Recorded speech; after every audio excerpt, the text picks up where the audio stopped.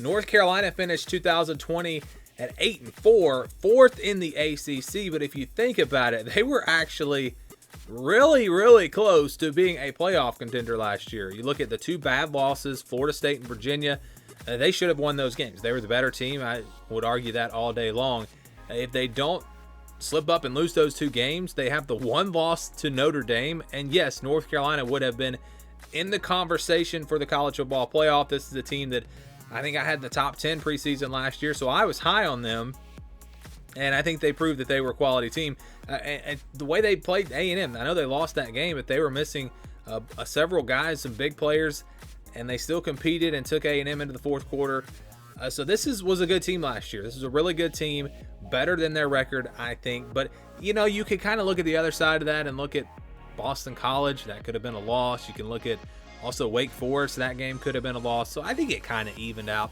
And I think North Carolina really finished about where they deserve to finish. So you look ahead to 2021, Sam Howell will be back at quarterback. Obviously, we're talking about probably a top 5 quarterback in the country.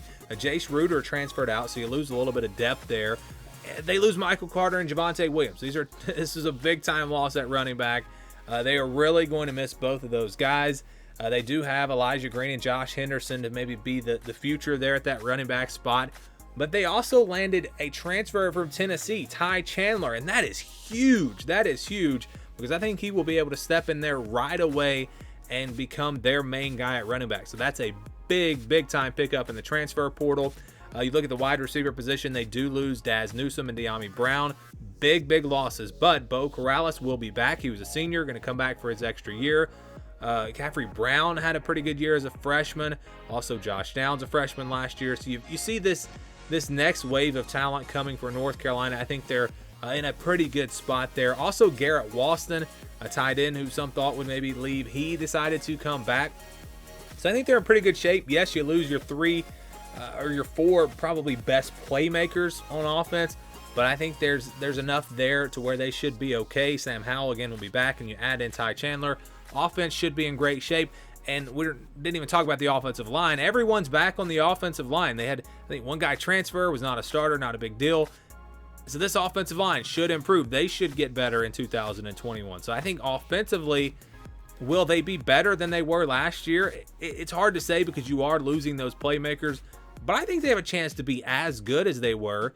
And Sam Howell, I think, has a chance to take that next step. So offensively, I think North Carolina, again, going to be very good. You look at the defensive side of the ball, and really everyone pretty much is coming back. Defensive line was not a strength for this team, but they do have Tamari Fox returning, Voyasek coming back. So you've got some guys on the defensive line returning. Jalil Taylor also will be back. And then you look at the linebackers, they do lose Chaz Surratt. He was probably the best player on this defense last year, and that's a big loss. But he is really the only guy that played. Well, they had one other.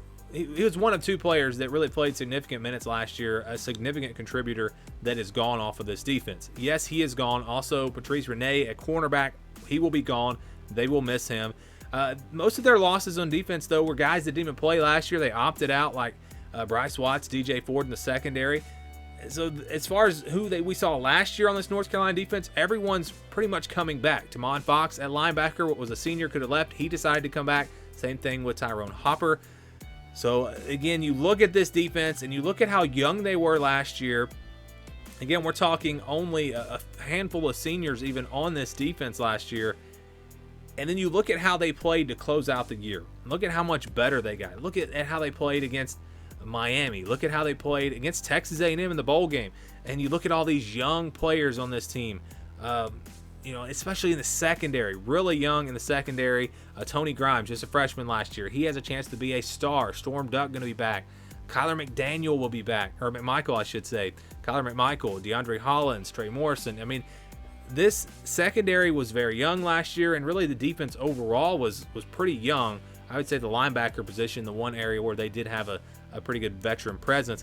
And you look at how they improved as the season went on. You look at all these guys coming back. And I think the defense is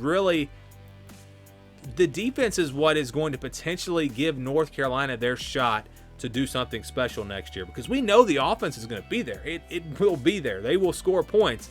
If they can take that next step on defense, all of a sudden you have a team that goes from being a really good team to a team that maybe could sneak into that playoff conversation, a team that could maybe challenge Clemson in the ACC.